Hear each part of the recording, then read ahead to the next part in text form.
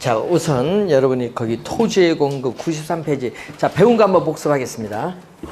자, 토지 공급에서 우리 토지 특성, 저번 주 배우실 때 이게 토지 가격을 지가라고 하죠. 그래서 여기는 뭐다? 토지, 우리가 공급량. 토지 공급량인데 또 이것도 Q, 공급은 S로 해서 QS라 보면은 자, 이렇게 수직선이다. 공급이 이렇게 고정되어 있다는 얘기예요. 토지의 공급량이 고정된 상태를 얘기하는데, 그래서 우리 저번 주 이제 좀 이따 이제 배우시겠지만은 이걸 뭐죠? 완전 비탄력적이라고 해요. 완전 비탄력적이란 말을 사용하거든요. 완전 비탄력적인 공급 곡선입니다. 이거 이렇게 공급 곡선이 완전 비탄력적은 무슨 형태? 수직선일 때 이것을 토지에 뭐라고 하냐면은 물리적 공급. 토지의 물리적 공급이라고 해요. 자, 여러분 우리 저번 주에 배운 용어 부증성의 특성에서 배웠죠. 토지의 특성 중 부증성에 의해서 배웠죠. 여러분 자연적으로 주어진 지표의 총량이 물리적 공급이에요. 그 우리 저번 주에 배울 때 이거 배웠죠. 이 전체가 뭐다?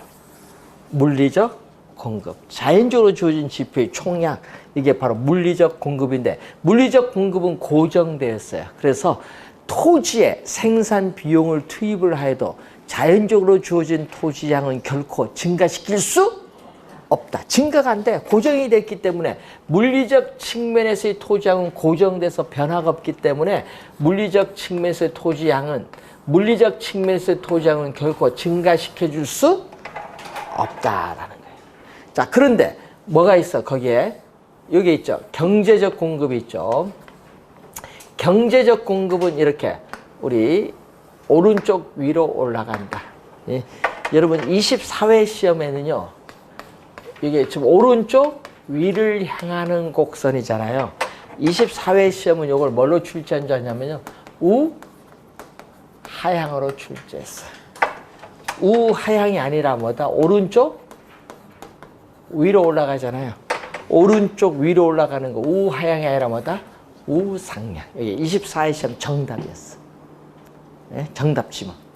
이걸 뭐라고 하죠? 토지의 경제적, 토지에 있어서의 경제적 또는 뭐다? 용도적 공급이다. 토지의 경제적, 용도적 공급이죠. 자, 여러분 이 얘기죠. 여러분 토지에 대한 수요가 증가하면은 바로 즉시 택지를 조성해서 공급은 안 돼요. 그럼 토지 가격은 뭐 한다?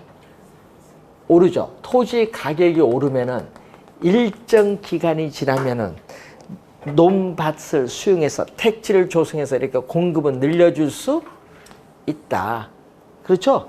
그러기 때문에 이렇게 오른쪽 위로 올라가야 돼. 그래서 토지의 경제적, 용도적 공급은 우상향을 하는데, 그래서 여러분 경제적, 용도적 공급은 어떻게? 택지 조성, 간척 개발, 공유 수면 매립 등을 통해서 우리 용도적, 경제적 측면에서의 토지 양, 이 물리적 공급 중에서 인간이 이용할 수 있는 부분의 토지가 이게 경제적 공급인데, 이 경제적 공급은 이렇게 늘려줄 수는 있어도 물리적인 양은 변화가 없죠. 그러니까 경제적 공급은 뭐가 가능하다?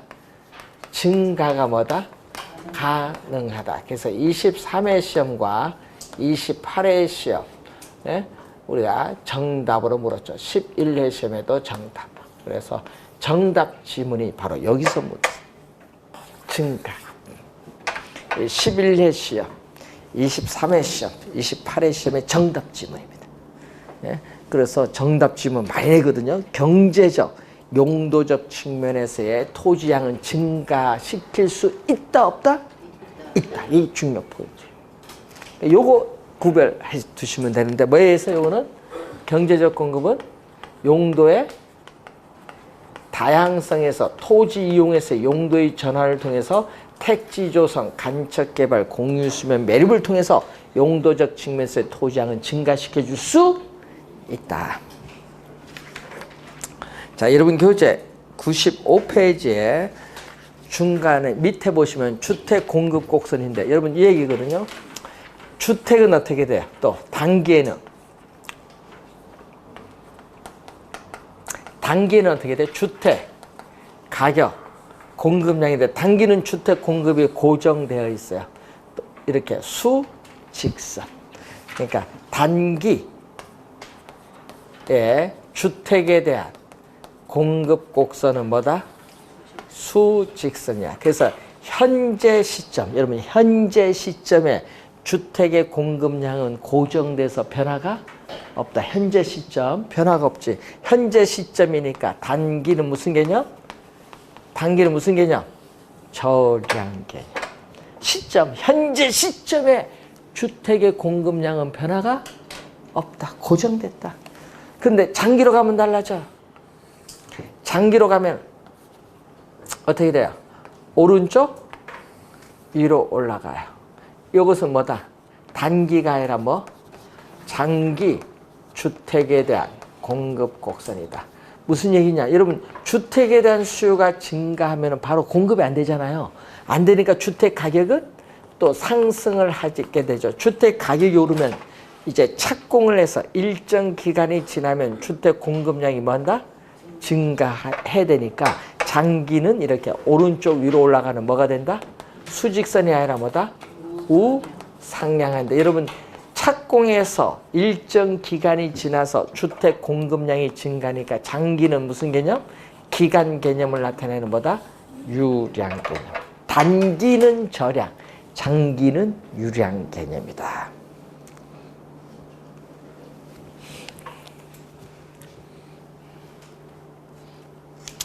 자, 96페이지에 또 중간에 그림이 나와 있는데 자, 이런 의미거든요. 단기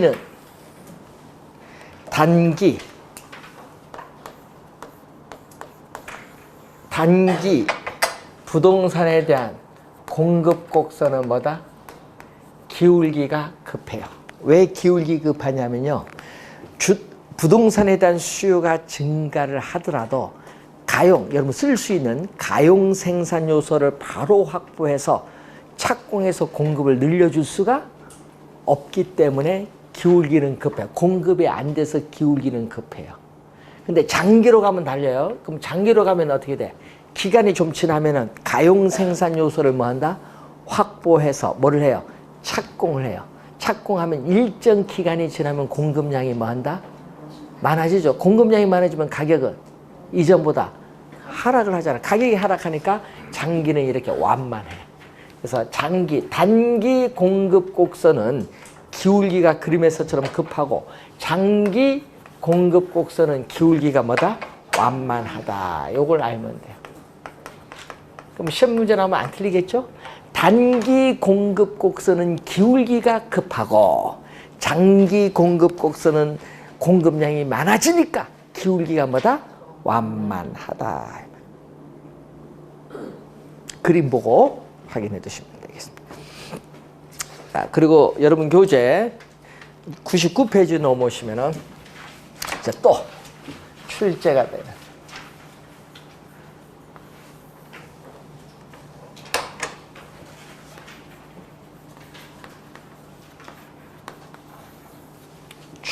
되는 부분.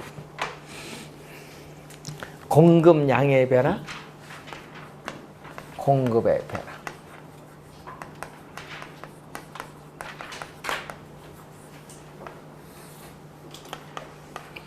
여러분 앞에 이제 수요량의 변화, 수요 변화 아까 2교시 때 그렇게 시간이 많이 걸려서 설명했으니까 이제는 이건 쉽겠지.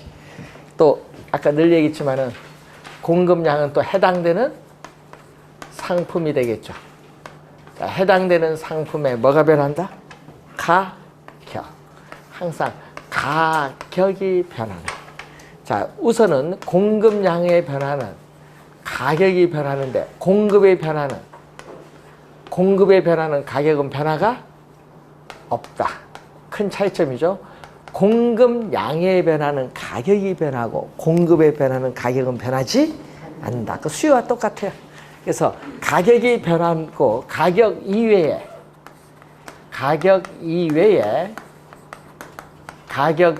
다른 조건들은 아무런 변화가 없다.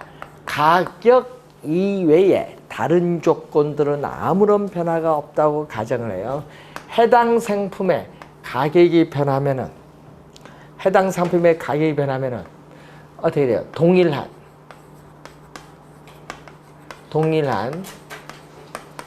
공급 곡선 또 뭐다? 상. 또 우리 27회 시험에 또 상으로 나왔죠? 상에서 점의 이동으로 나타난다.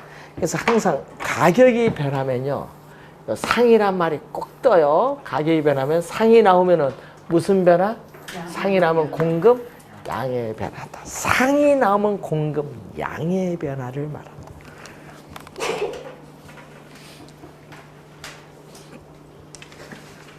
자, 공급의 변화는요, 가격은 변화가 없는데 가격 또 무슨 요인? 위에 일정하다고 가정했던 요인이 변하는 거죠. 자, 위에 일정하다고 가정했던 요인이 변해요. 가격 이외에 요인이 변하면은 공급 곡선 자체가 이동한다. 공급 곡선 자체가 이동. 아까 우리 수위 변화를 알면은 요건 쉽게 가는 거예요. 공급 곡선 자체가 이동하는 것을 공급의 변화라고 한다. 자, 그러면은 또 우리 그림을 보게 되면은 자, 가격, 공급량이 주어졌죠. 자, 공급 곡선은 일반적으로 뭐 한다? 우상향. 공급 곡선은 일반적으로 우상향하는데 이렇게 가격은 뭐다? 가격은 P0로 변화가 없죠. 공급 곡선과 만나는 점에서 Q0만큼 뭐다? 공급이 이루어지고 있어요. 그런데 아까 얘기했죠. 가격은 변화가 없는데 이 가격 P0 가격은 시장에서 변화가 없는데 가격 이외의 요인이 변하는 거죠.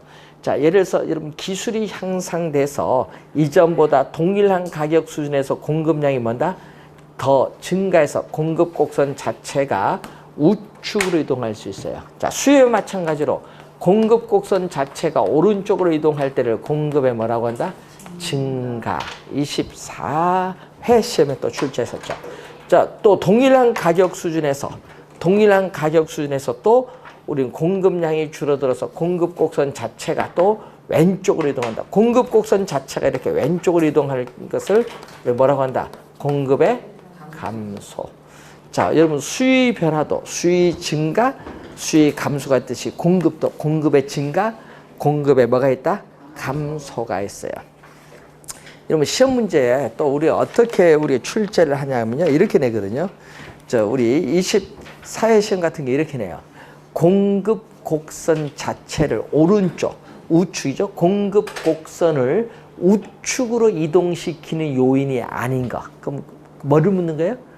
공급 곡선을 우측으로 이동시키는 요인이 아닌가 하면 공급 곡선이 우측으로 이동한다는 것은 공급의 증가잖아요. 그럼 보기 5개 중에 공급의 증가 요인이 아닌 걸 찾아라 이 말입니다.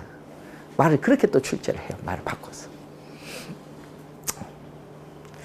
자, 그러면은 여러분 교재 103페이지에 보시면은 이 주택 문제 보세요. 103페이지 맨 위에 주택의 동그라미 또. 예? 주택의 공급의 변화 요인과 공급량의 변화 요인이 옳게 묶인가? 또 요걸 물었잖아요. 그럼 주택 동그라미 했잖아요. 그럼 빨리 앞에 보면 안 돼. 또 뭐? 뒤에. 공급량의 변화. 요거부터 봅니다. 주택이니까 해당되는 상품 주택이니까 주택 가격. 자, 빨리 보기 주택 가격 찾아보세요. 그 하나밖에 없어요? 그럼 1번 더. 왼쪽 볼 거 없어. 1번 다. 이런 거 시험에 내서 틀렸다. 야, 큰일 나는 거야 이제. 점수 주려고 되는 건데. 여러분 이거 시험 내면요, 뭐부터 본줄 아세요? 여러분 앞에 공급의 변화 요인부터 막 보면서 생각합니다. 항상 답 찾는 요령을 먼저 어떻게 찾는가.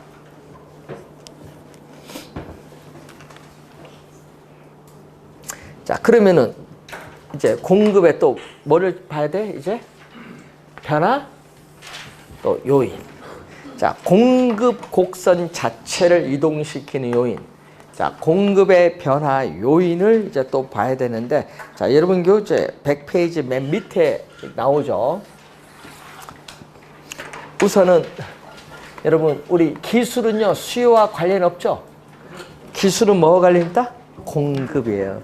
자, 예를 들어서 기술 혁신에 따라서 건축 기술이나 생산 기술이 향상이 되면은 이전보다 생산비가 절감이 돼요. 생산비가 절감되면은 어떻게 돼요?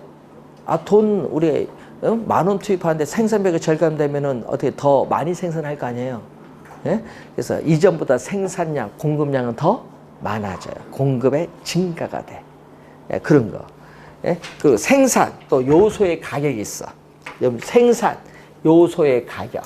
자, 여러분 생산 요소의 가격 대표적으로 노동에 대한 가격하면 뭐다? 임금. 응? 임금. 노동에 대한 가격은 임금인데 요것은 뭐다? 요소 가격. 요소 가격, 임금은 바로 뭐가 돼? 생산비야. 생산비. 생산비. 그러면 어떻게 돼요?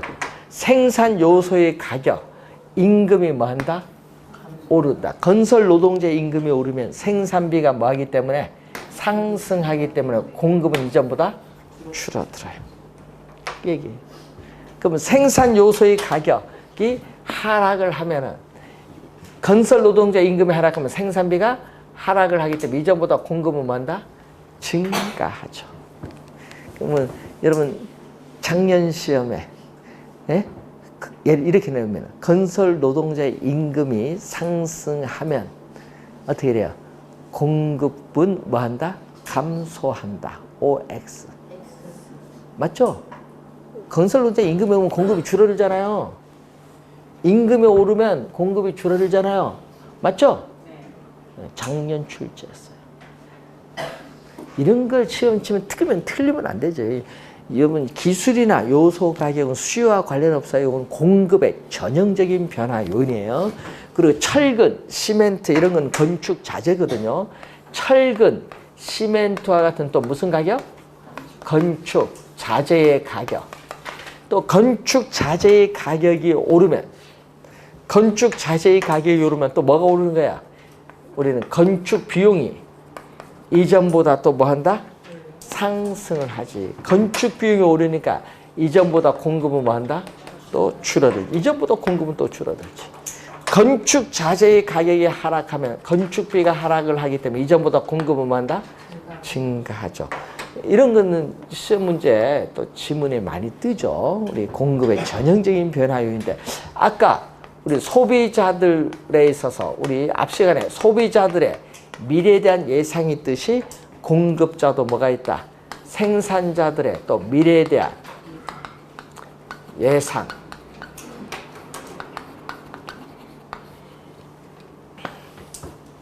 자, 우리 부동산 배우니까 우리 부동산 예를 들게요. 자, 정부가 우리 작년은 10월 달에 이 얘기 많이 해요. 분양가 상한제. 예? 그러면은 정부가 12월 1일부터 여러분 10월 달 여러분 생각하세요. 10월 달인데 12월 1일부터 분양가 상한제를 실시하겠다고 발표를 했어. 그 미래에 대한 예상이죠. 분양가 상한제는 분양 가격을 뭐 하는 거야? 규제하는 거잖아요. 그럼 지금 평당 2천만 원인데 평당 1,500만 원 해라 이 말이에요. 그러면은 건설업체는 좋아요, 나빠요?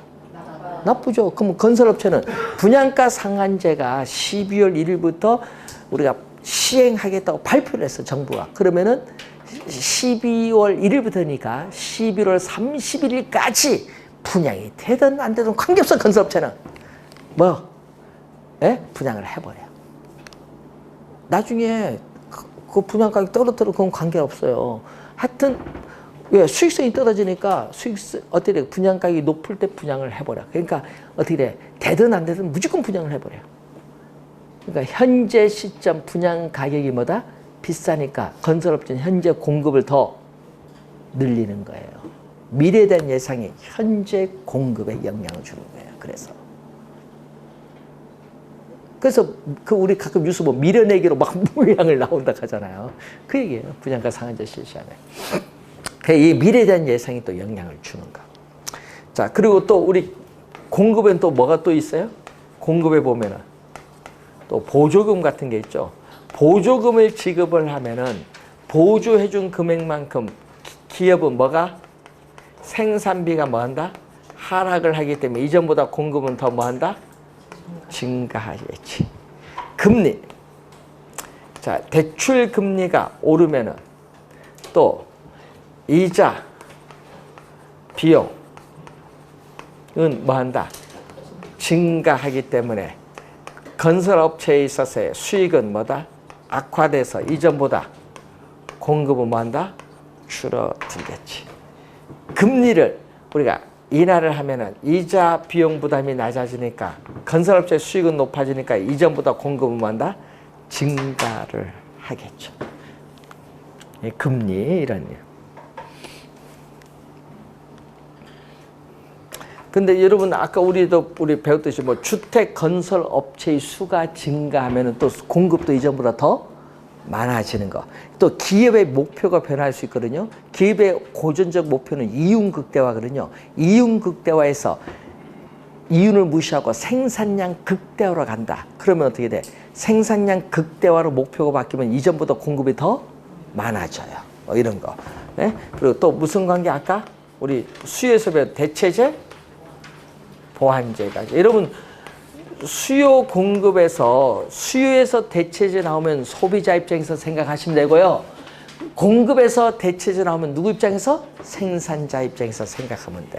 자, 그러면 한번 볼게요. 우리 시험 문제는 뭐 대체제는 이런 건 안 내잖아요. 그냥 아파트 가격.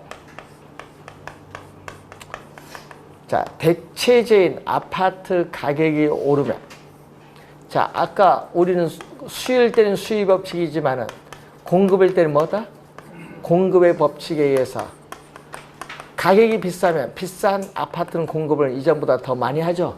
공급의 법칙에 따라. 그러면은 대체제를 물었으니까 누구? 오피스텔 볼까요? 그럼 오피스텔. 아파트 공급을 건설업체 늘리면서 오피스텔 공급은 뭐야? 줄이겠죠.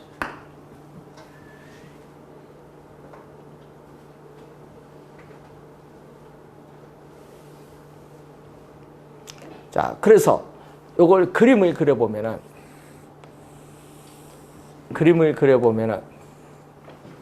어떻게 돼요? 오피스텔 가격, 공급량, 공급 곡선은 우상향인데 가격은 현재 시장에서 오피스텔 가격은 변화가 있어 없어요? 없어요. 시장에서 오피스텔 가격은 변화가 없어요. 뭐만 오른 거야? 아파트 가격만 오른 거지.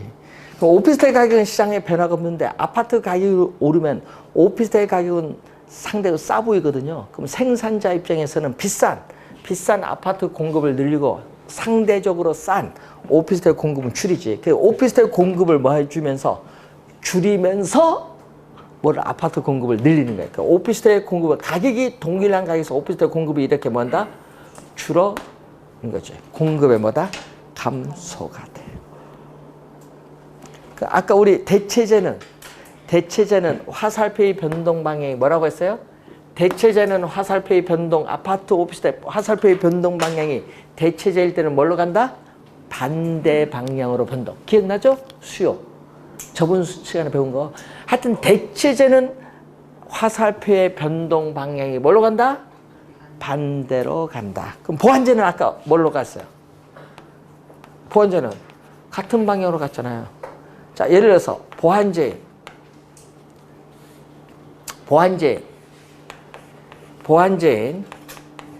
아파트 가격이 오르면 또 무슨 법칙?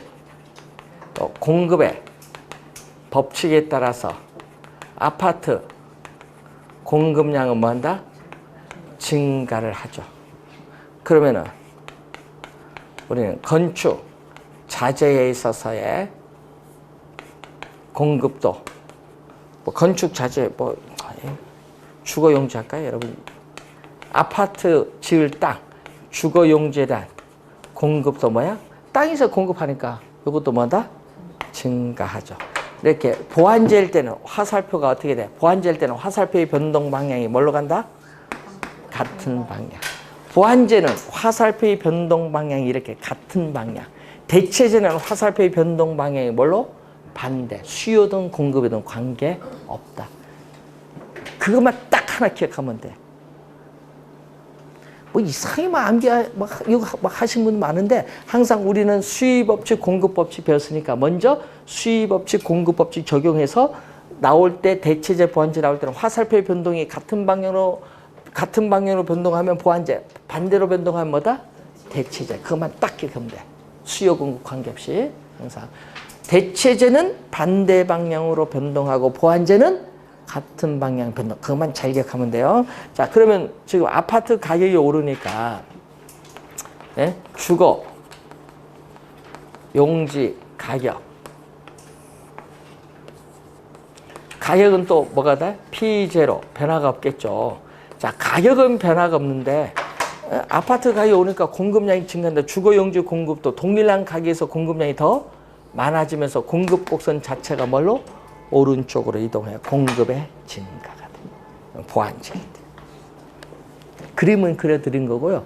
그래서 항상 여러분 할 때 그 나중에 뭐 강의 막 이제 듣고 여러분 도서관이든 독서실이든 스터디 하다 보면요.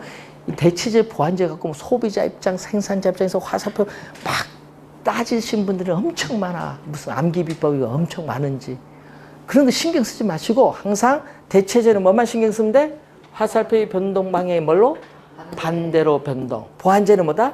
같은 방향 변동. 그것만 딱 기억하면 돼. 그게 더 쉽지 뭐. 항상.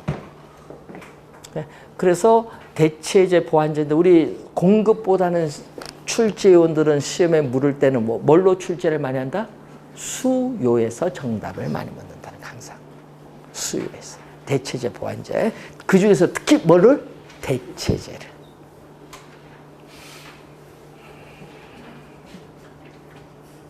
요거 말고도 많아요. 요이. 엄청 많아요. 세금도, 법인세, 세금도 있지. 생산요소 보유량도 있지. 규제 있죠. 여러분, 규제 같은 건 뭐예요? 토지용 규제 대표적 수단이라면 지역지구제거든요. 또 개발행위 허가 기준. 지역지구제의 규제가 강화가 되면 공급이 어려워요. 강화되면 공급이 어려우면 공급이 줄어들거든요. 그럼 규제를 완화하면 어떻게 돼? 이전보다 공급이 더 많아지니까 공급이 뭐해? 증가할 수 있겠지. 규제 같은 거. 토지 이용 규제 대표적 수단하면 여러분 꼭 기억해야 되는 건 지역지구제. 그리고 개발 행위 허가 기준, 또 인허가 기준, 뭐 이런 거. 규제죠, 다. 공급에서. 인허가 쉬운가 어려운가? 어려워요. 우리나라 어렵죠.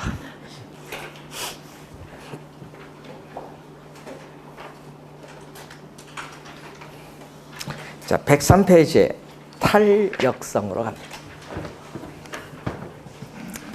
자, 탄력성.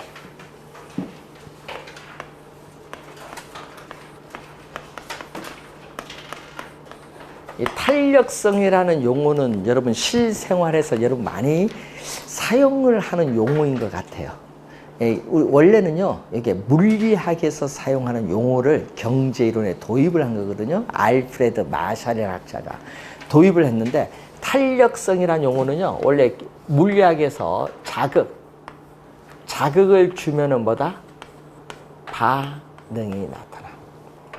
자극을 주면 여러분 반응을 하는 게 탄력성입니다. 자, 여러분 자극을 줬어요.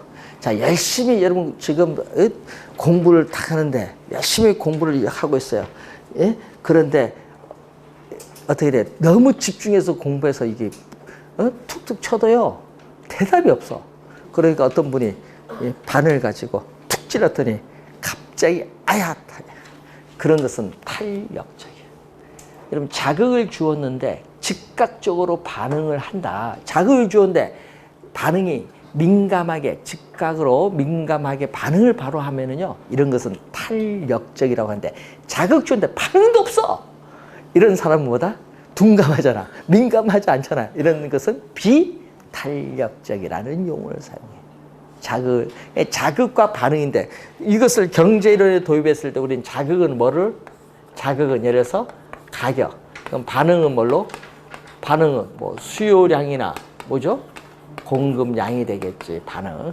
그러면 자극이잖아요. 그러면 가격, 자극인 가격이 변했을 때 수요량이나 공급량이 민감하게 반응한다.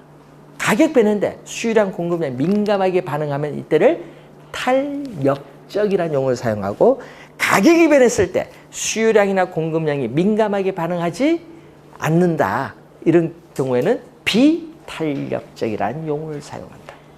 그래서 우선 탄력적이라는 용어, 비탄력적이라는 용어를 배우셨고 탄력성의 개념 간단히 한번 봤어요. 그러면 시험 문제는 뭐를 출제하겠어? 예? 시험 문제는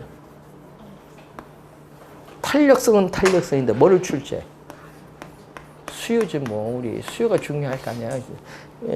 수요의 탄력성을 묻겠지. 자, 여러분 시험 문제 작년에도요 2문제에 걸쳐서 2문제?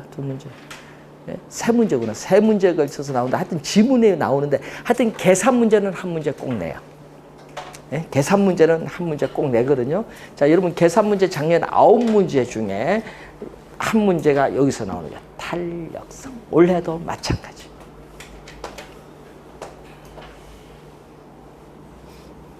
작년 계산 문제는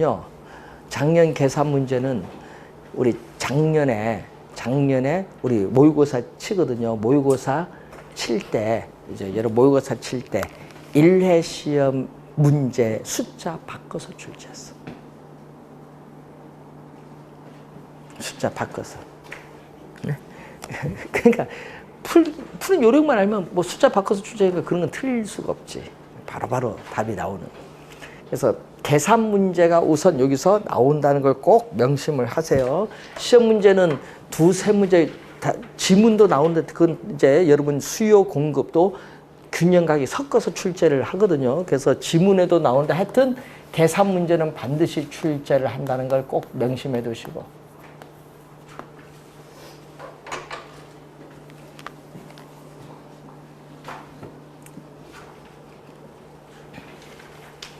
자, 그 중에서 우선 수위 탄력성 3가지가 있어요. 그 중에 수위 탄력성 3가지 중에 뭐가 나온다? 첫 번째가 수의 가격 탄력성이 나와요.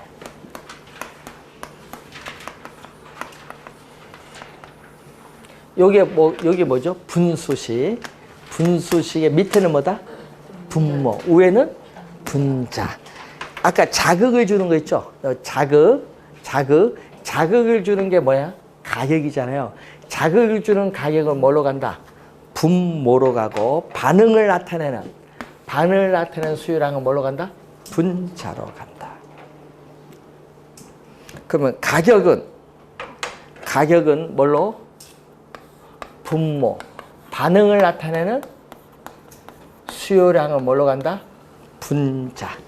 그러면 가격의 변화율. 여러분 율은 뭐죠? 율은 퍼센티지 개념. 율은 퍼센티지. 가격의 변화율에 대해서 수요량의 변화율. 이것도 율은 무슨 개념? 퍼센티지 개념. 여러분 요 율이 나온 것은요 다 퍼센티지 개념이에요. 근데 여러분 아까 우리 앞에서 배웠듯이 가격과 수요량은 플러스 관계, 마이너스 관계, 가격 수요량 관계. 수위 법칙에서 마이너스 관계죠. 수위 법칙 가격 수요량 사이의 관계는 마이너스예요. 마이너스니까 요 값 자체가 가격이 오르면 수요량이 줄어들고 가격이 내리면 수요량이 증가해서 요 값 자체가 마이너스예요. 이 값 자체가 무슨 값? 마이너스 값인데 수위 가격 탄력성은 음수가 아니기 때문에 뭐를 씌운다? 음수가 아니기 때문에 절대값을 씌워서 플러스로 만들어줍니다.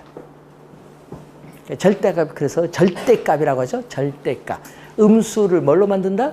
플러스로 만드는 거다.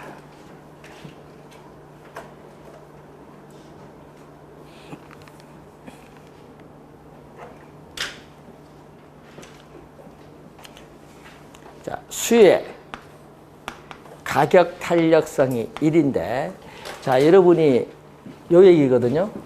수의 가격 탄력성은 우리가 0과 무한대, 수가 커지는 여기 무한대인데, 가운데 뭐를 기준? 1을 기준. 1을 기준했을 때 0, 0과 1 사이 1, 1과 무한대, 무한대 몇 개? 하나, 둘, 셋, 넷, 5개로 나눠요. 수의 가격 탄력성. 뭐를 기준? 1을 기준. 1일 때를 우리 뭐라고 한다? 단위 탄력적이라고. 이 말은 얘기죠. 가격이 예를 들어서 가격이 5% 변하면 수량도 몇 프로? 5%. 5%니까 얼마? 5%니까 얼마? 나누니까 1. 되겠죠? 가격의 변화율, 수요량의 변화율이 서로 같아요. 이때를 뭐라고 해? 단위 탄력적인데, 자, 올해 시험에, 작년 시험에 단위 탄력적 나왔거든요. 수의 가격 탄력성이 얼마? 1인 경우 탁 냈거든요. 그럼 수의 가격 탄력성이 1인 경우 하면 빨리 이제 여러분 뭐가 떠올라야 돼? 실문제에 수의 가격 탄력성이 1인 경우 나왔으니까 단위 탄력적이다. 그럼 단위 탄력적일 때는 수요 곡선의 형태를 보면은 수요 곡선의 형태는 이렇게 원점에 대해서 대칭이 이렇게 원점에 대해서 대칭이 뭐다? 직각쌍곡선이다. 그래서 이게 떠오르면은 이제 그 지문이 이제 생각나. 여러분 작년에 요거 틀리신 분 많았어요. 직각쌍곡선. 원점에 대해서 대칭인 직각쌍곡선인데, 자, 여러분 중학교 2학년 때 여기 X축이죠? X축에 1 들어갈 때 얼마, 2 들어갈 때 얼마, 3 들어갈 때 얼마, 그렇게 해서 막 점들을 모눈종이에 연결해서 그래프 그랬더니 이렇게 나온다. 그래서 배웠을 거예요. 모눈종이도 해서 배웠을 거예요. 중학교 1학년 때. 그 수식이 이렇게 나와. 요, 있죠? P, Y축과 X축, QD, X축을 곱한다. 가격과 수요량을 곱하면 일정한 상수값이 나와. 요게 직각쌍곡선의 형태야. 그래서 여러분 배운 건 뭐를 배웠어요? Y를 꼬르 X분의 1 할 때 X가 1일 때 얼마, 2일 때 얼마, 3일 때 얼마, 이런 식으로 해서 점 이렇게 연결했잖아요. 중학교 때. 이때 요 1일 때인데 이게 뭐 2일 수도 있고 3일 수도 있잖아요. 그래서 이게 K, 일정한 상수 K값, 일정한 상수 K값이 딱 나오는 거예요. 직각쌍곡선의 형태입니다. 자, 그러면 요걸 물었으면은 이제 1을 기준해서 0과 1 사이일 때는 얼마? 0과 1 사이일 때는 이때를 뭐라고 한다? 비탄력적. 자, 0과 1 사이 비탄력. 이게 1보다 작거든요. 1보다 작으면 어떻게 돼? 가격이 5%면 여기 몇 프로? 1%. 여기 5%면 여기 몇 프로? 1%. 그럼 뭐가? 수요량의 변화율이 뭐보다 작아요? 수요량의 변화율과 가격의 변화율을 비교하면 어디가? 예? 가격의 변화율이 크죠? 그럼 시험 문제 이렇게 내거든요. 수요량의 변화율이 가격의 변화율보다 작다. 이거죠. 그래서 수의 가격 탄력성이 비탄력적이라는 것은 수요량의 변화율이 가격의 변화율보다 뭐 작다는 것을 말한다. 맞는 질문 틀린 질문. 맞죠? 그렇게 출제해버려요. 출제. 시험 문제. 요걸 수식을 가지고 이제 보면 돼요. 자, 그러면 여기에 1보다 크면 어떻게 돼? 여기 1보다 크면은, 자, 수의 가격 탄력성이 1보다 클 때를, 이때는 뭐라고 한다? 탄력적이라고 해요. 그럼 이때 탄력적은 1보다 크니까 가격이 5% 변하면 수요량 몇 프로? 예를 들어서 20% 변한다. 이 말이겠죠? 그럼 뭐가? 이때는 수요량의 변화율과 가격의 변화율을 보면 어디가 크다 했더니 수요량의 변화율이 크다. 이 말이겠지. 여러분 교재는 문자로 나와 있는 거고 저는 한글로 표현해주고. 자, 그러면은 탄력적일 땐 그래프는 이렇게 됩니다. 자, 여러분 탄력적일 때 그래프는 이런 형태. 수요 곡선이 무슨 형태? 완만한 형태. 그럼 한번 볼까요? 왜 완만하냐? 자, 여러분 이 가격과 수요량이 주어진 이 점이 주어졌죠. 근데 탄력적은 뭐냐? 탄력적은 가격이 약간 하락을 했어요. 가격이 약간 하락을 했는데 아까 탄력적은 뭐예요? 수요량이 가격에 대해서 민감하게 반응하잖아요. 민감하게 반응하니까 수요량이 이렇게 대폭, 가격 약간 변해 수요량이 이렇게 대폭 증가했어요. 대폭 증가하는 경우를 뭐라고 해? 탄력적이야. 그래서 수요 곡선은 탄력적일 때는 이런 무슨 형태? 완만한 형태를 띈다. 완만한 형태. 그럼 비탄력적일 때는 어떻게 돼? 그럼 비탄력적일 때는. 자, 비탄력적일 때는 이게 기울기가 뭐다? 급해. 자, 예를 들어서 가격과 수요량이 주어졌는데 비탄력적일 때는요. 가격이 대폭을 하락을 하더라도 수요량은 가격 변에 민감하게 반응하지 않죠. 그러니까 수요량은 민감하게 반응하니까 약간만 증가해. 그러다 보니까 수요 곡선이 이렇게 급하게 나타나면 이런 경우는 뭐다? 비탄력적. 자, 수요 곡선이 완만한 형태를 띠게 되면 탄력적. 수요 곡선이 급한 형태를 띠면 뭐다? 비탄력적. 자, 그럼 이제 극단적인 경우 제로일 때는 어떻게 돼? 제로일 때는 비탄력적 앞에 뭐를 붙이면 된다? 완전 붙입니다. 완전 비탄력적. 그럼 완전 비탄력적은 수위 가격 탄력성이 제로입니다. 제로인데 이때는 어떤 형태가 돼? 완전 비탄력적일 때는요. 요 수요곡선 기울기 급한 것이 점점 급해서 이런 형태. 무슨 형태? 수직선. 수직선. 수요량이 뭐가 돼? 고정됐다. 그래서 완전 비탄력적일 때는 수요량이 뭐가 된 상태? 수요량이 이렇게 고정되어 있기 때문에 무슨 형태? 수직선이다. 그래서 완전 비탄력적이라는 용어가 나오면은 수요곡선 형태는 뭐다? 수직선이고 수요량은 뭐가 됐다? 고정되어 있는 상태다. 수요량이 고정돼서 변화가 없다. 그러면은 이게 수요곡선이 이제 무한대, 요 무한대라고 하거든요. 무한대는 뭐죠? 수가 점점 커지는 상태인데 이때는 또 앞에 또 뭘 붙여요? 탄력적 앞에 또 완전자를 또 붙여. 완전 탄력적인데 완전 탄력적일 때는 수요 곡선이 어떻게 돼? 이때는 이 완만한 것이 계속 완만해지면서 무슨 형태? 수평선.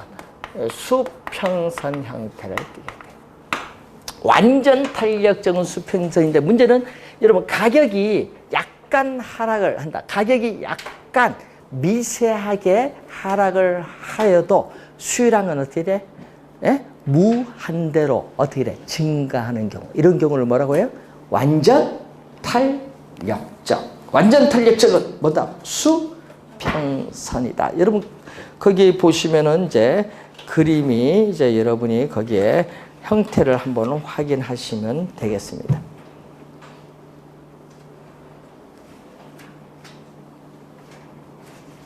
여러분 기초서 교재도 있잖아요.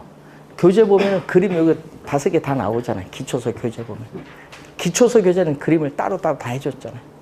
보시면. 자, 우선은 요 내용 한번 그림. 여러분 요 그림 있죠? 탄력적일 때 요 내용 이런 거 그림 요거 매치를 시켜서 이해를 좀 해두시면 돼요. 뭐 어려운 용어는 아닌데 이게 앞으로 계속 이제 사용을 하게 되는 용어입니다. 앞으로. 자, 그러면은 우리가 기업의 총수입, 뭐 수익 가격 탄력성과 기업의 총수입 관계, 뭐 그럼 뒤에 가격 탄력성 결정하는 요인 뒤에 또 탄력성 몇 가지 개념이 있는데 이것은 잠시 쉬고 설명드리겠습니다.